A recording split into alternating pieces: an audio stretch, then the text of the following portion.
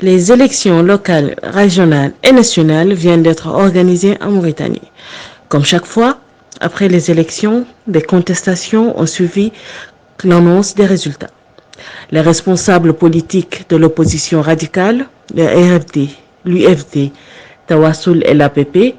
ont demandé l'arbitrage du président Ould Ghazouani pour faire rectifier par la CENI le tir des dysfonctionnements de l'organisation de ces élections qui ont montré des lacunes, des faiblesses, des insuffisances et même parfois des dérives dans certains bureaux de vote. Le chef de l'État mauritanien se montrait ferme et déterminé pour ne pas s'immiscer dans une affaire qui ne relève que de la compétence de la CENI.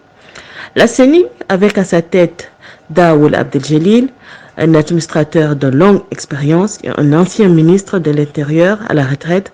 a montré qu'elle battait de l'aile.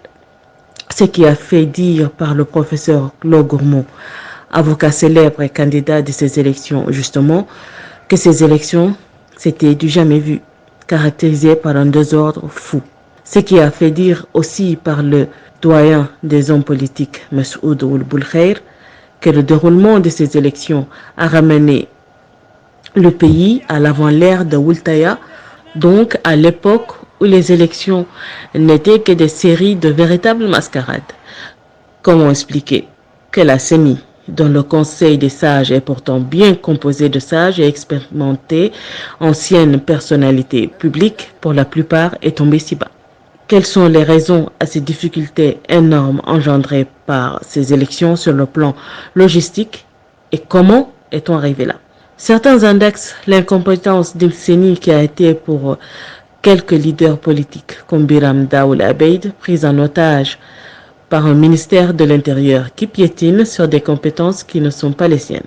D'autres pensent simplement que ces élections préliminaires, un avant-goût de la grande bataille électorale de 2024, annoncent pire encore si dès à présent l'ordre n'est pas dans ce désordre épouvantable qui a caractérisé des élections où le tribalisme et le régionalisme ont connu un territoire qu'ils veulent s'approprier, en réveillant le vieux démon de ces fraudes massives et sous toutes leurs formes qui caractérisaient un passage démocratique peu élogieux d'un pays pris en tenaille par des militaires civils et des civils militaires de tradition.